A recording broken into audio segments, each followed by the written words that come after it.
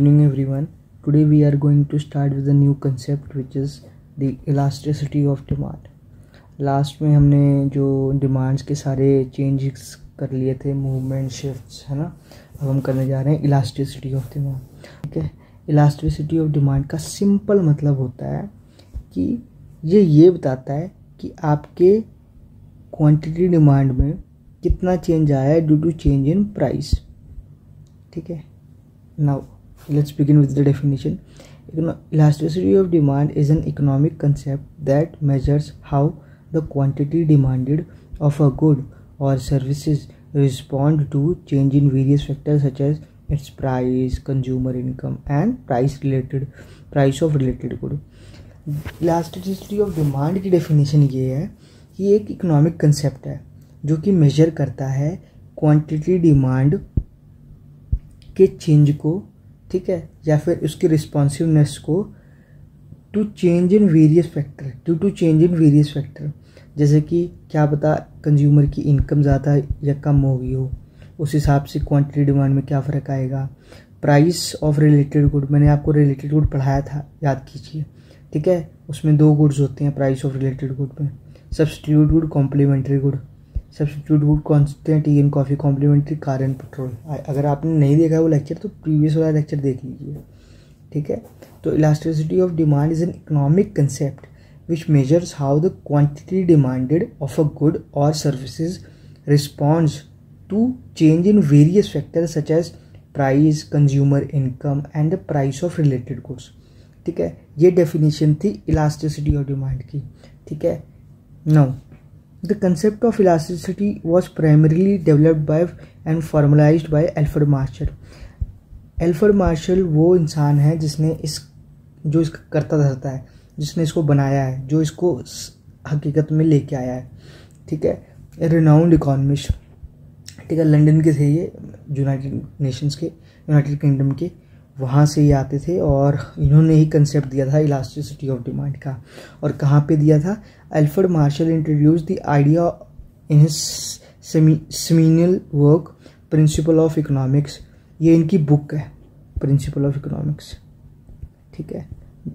जो कि पब्लिश हुई थी 1890 में, 1890 में. ठीक है.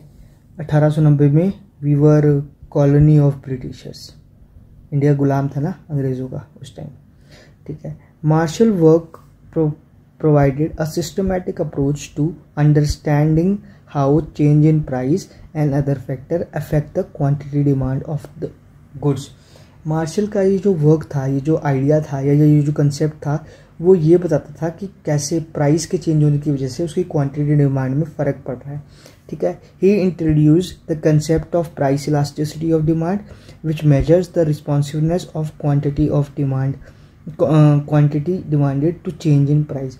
उन्होंने इंट्रोड्यूस किया था प्राइस इलास्टिसिटी ऑफ डिमांड, मतलब प्राइस के चेंज होने से डिमांड में क्या चेंज आता है. ठीक है. ठीक है. His contribution led to the ground work for modern microeconomic theory and have been fundamental in shaping the study of consumer behavior and market dynamics. ठीक है. तो उनका जो कंट्रीब्यूशन है वो मॉडर्न इकोनॉमिक्स में बहुत है. उनका जो उन्होंने जो फंडामेंटल ऑफ इकोनॉमिक्स को शेप किया, स्पेशली इन माइक्रो इकोनॉमिक्स, जो consumer behaviour concept and market dynamics को में ये बहुत ज़्यादा यूज़ होता है, क्योंकि market dynamics is nothing but the changes. ठीक है. तो ये बताता है कि आपके रिलेटेड गुड के चेंज होने की वजह से क्वांटिटी डिमांड में क्या फ़र्क आता है, या फिर प्राइस के चेंज होने से, या फिर इनकम के चेंज होने से. ठीक है. इसको बोलते हैं क्वांटिटी ऑफ डिमांड. नाउ ये सब तो हमने समझ लिया. Let's little bit understand the concept of, little bit understand who was Alfred Marshall and how he was referred as one of the most renowned economists of his era. Right. In 1842 he was born and in 1924 he was died. Right. Early life and education क्या थी उनकी? 26 जुलाई 1842 को उनका जन्म हुआ London के, England में. ठीक है. एजुकेशन कहाँ से की? सेंट जॉन्स कॉलेज, कैम्ब्रिज से. हालांकि ये एग्ज़ाम्स में आता नहीं है, but as a student of economics आपको पता होना चाहिए कि होता मतलब कौन इससे इकोनॉमिस्ट कैसे कहाँ से आए हैं. ठीक है. और क्या उनकी एजुकेशन रही है. As a general concept you should know it, because आपको पता होना चाहिए अगर आप इकोनॉमिक्स पढ़ रहे हैं, ठीक है। ये नंबर्स तो नहीं गेन करेगा मगर आपकी कंसेप्ट को ज़रूर गेन करेगा, ठीक है। मेजर कंट्रीब्यूशन क्या है इनका मेजर? प्रिंसिपल ऑफ इकोनॉमिक्स 1890, ये इनकी बुक है भाई, ठीक है, ये इनकी है बुक, ठीक है। मार्शल्स मोस्ट फेमस वर्क, ठीक है। This book introduce several key concept that are central to micro economic theory. इन्होंने बहुत सारे की कंसेप्ट्स निकाले थे जो कि सेंट्रल हैं माइक्रो इकोनॉमिक थ्योरी के, ठीक है। अब वो कंसेप्ट क्या थे? वो कंसेप्ट थे ये, प्राइस इलास्टिसिटी ऑफ डिमांड उन्होंने निकाला था, मतलब उन्होंने उसकी कह सकते हैं प्रोपाउंड किया था, उन्होंने उसको डिस्कवर किया था, ठीक है। Next one is the supply and demand curves. वो जो सप्लाई एंड डिमांड्स का हमने पढ़ा था ना मार्केट, जिसमें वो अच्छा आपने अभी नहीं पढ़ा होगा, पर आप जब पढ़ेंगे सप्लाई एंड डिमांड का, मार्केट इक्विलिब्रियम में क्या चेंजेस लाता है, ठीक है। मतलब मार्केट इक्विलिब्रियम को एनालाइज करने के लिए सप्लाई और डिमांड का हम पढ़ते हैं, ठीक है। ग्राफिकल रिप्रेजेंटेशन है बेसिकली, एक इकोनॉमिक्स फंडामेंटल ऑफ इकोनॉमिक्स का इम्पॉर्टेंट कंसेप्ट है, ठीक है। कंज्यूमर सरप्लस क्या होता है अभी आपने पढ़ा नहीं होगा मगर मैं फिर भी आपको स्मॉल जिक्स दे देता हूँ इसका। कंज्यूमर सरप्लस होता है the difference between the consumer who are willing to pay and who actually pay. मतलब जैसे मान लीजिए आप मार्केट गए तो आपने सोचा आलू 50 रुपये किलो है मगर आपको 40 रुपये किलो मिल गए, तो आपने सोचा था 50 रुपये, मिल गए 40 रुपये, होता है कंज्यूमर सरप्लस। मार्जिनल यूटिलिटी का कंसेप्ट भी उन्होंने दिया। मार्जिनल यूटिलिटी क्या बोलता है? How individual make consumption choice based on the additional satisfaction derived from consuming one more unit. मतलब कैसे कैसे एक यूनिट और कंज्यूम करने से उनकी सेटिस्फैक्शन में क्या क्या बदलाव आता है या फिर क्या क्या चेंज आता है, ठीक है। अगला है मार्शेलियन क्रॉस। मार्शेलियन क्रॉस मतलब अभी तो नहीं पर पोस्ट ग्रेजुएशन या ग्रेजुएशन में आप अगर पढ़ेंगे इकोनॉमिक्स तो उसमें कंसेप्ट ये यूज़ होगा। बेसिकली ये रिलेशनशिप शो करता है सप्लाई और डिमांड की, ठीक है। सप्लाई और डिमांड कर्व की रिलेशनशिप शो करता है जिसमें हम प्राइस और क्वांटिटी का इक्विलिब्रियम शो करते हैं। मतलब अभी ठीक है आप जान लीजिए कि होता क्या है, पर अभी नहीं आएगा आपको ये, +2 में तो बिल्कुल भी नहीं, या 11th क्लास में तो बिल्कुल भी नहीं आएगा। ये आएगा आपको most probably in post graduation, और कहीं ना कहीं इसके कंसेप्ट्स आपको ग्रेजुएशन में भी मिल जाएंगे, थोड़ा थोड़ा ओवरव्यू दे देंगे आपको, ठीक है। Now if I tell you about the history of elasticity of demand, मतलब ठीक है एल्फ्रेड मार्शल ने दे दिया मगर इससे पहले किसी को थॉट ही नहीं आया? नहीं, ऐसी बात नहीं है। उससे पहले एडम स्मिथ थे, डेविड रिकार्डो थे, क्या उन्हें ये सब नहीं पता था? तो जो एडम स्मिथ थे ना, father of modern economics,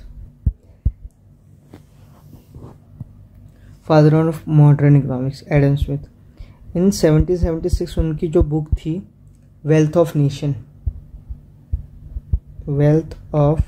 Nations, उस बुक में उन्होंने जिक्र किया था कि yes there is effect of price change due to the quantity change due to the price change, but उन्होंने फॉर्मली ये चीज़ एक्सेप्ट नहीं करी थी या फिर डिराइव नहीं की थी, कह सकते हैं।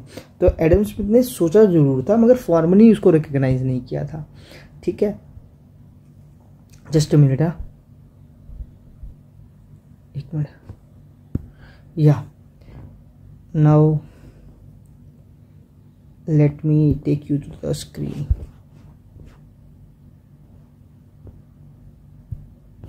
हाँ, तो हम हिस्ट्री पढ़ रहे थे ना, history of price elasticity of demand, not price, history of elasticity of demand. तो पहला जो एडम स्मिथ ने, उनको कहीं ना कहीं एक कंसेप्चुअल क्लियरिटी आइडिया तो था कि yes there is some significant change in quantity demand, ठीक है, मगर एक कह सकते हैं ओवरऑल या एक डीप उसकी रिसर्च या नॉलेज नहीं थी, ठीक है। वेल्थ ऑफ नेशंस में उन्होंने जिक्र भी नहीं किया था, खैर बस ये कहा था कि yes the effect of price change on the quantity demand, ठीक है, there is effect of price change on the quantity demand, but he didn't formally recognized it. Second में आते हैं डेविड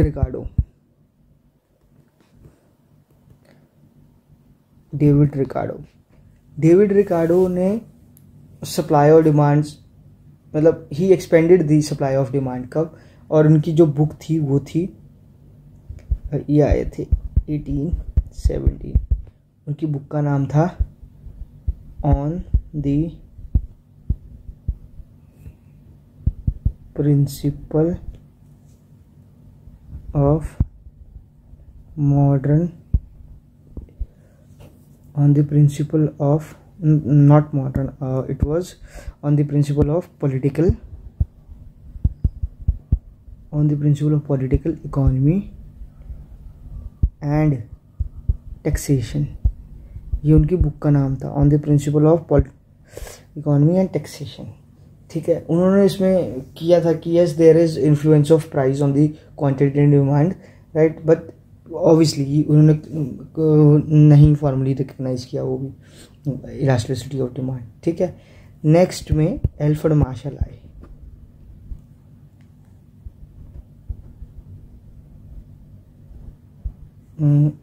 एल्फ्रेड मार्शल को थोड़ा ढंग से लिखते हैं यार,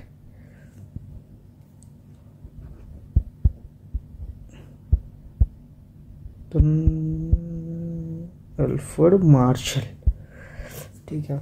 एल्फ्रेड मार्शल इन 1890, ठीक है। उन्होंने अपनी बुक प्रिंसिपल ऑफ इकोनॉमिक्स में ये दिया कि yes principle of economics recognized elasticity of demand, ठीक है।